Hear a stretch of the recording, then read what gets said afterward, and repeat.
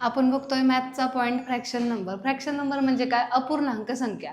अपूर्णांक संख्यांची बेरीज, वजाबाकी, गुणाकार, भागाकार असे भरपूर एक्झाम्पल तुम्हाला एक्झामला पडतात. तर त्यातला आपण पॉईंट बघतोय ॲडिशन. ॲडिशन म्हणजे ॲडिशन कधी होते अपूर्णांक संख्यांची? जेव्हा त्यांचा छेद समान असतो.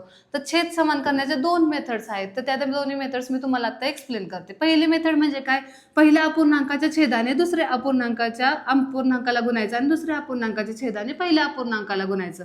म्हणजेच काय बघा, एक्झाम्पल काय? 1/8.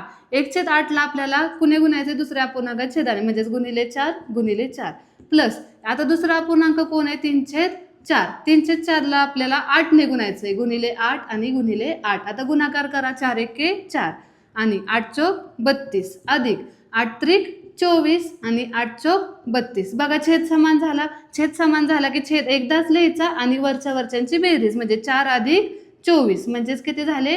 28/32. तसेच दुसरी मेथड म्हणजे काय? विरुद्ध गुणाकार भागिले छेदाछेदाचा गुणाकार, म्हणजे 8चा 3शी गुणाकार करायचा आणि 1चा 4शी गुणाकार करायचा आणि छेदाछेदाचा गुणाकार.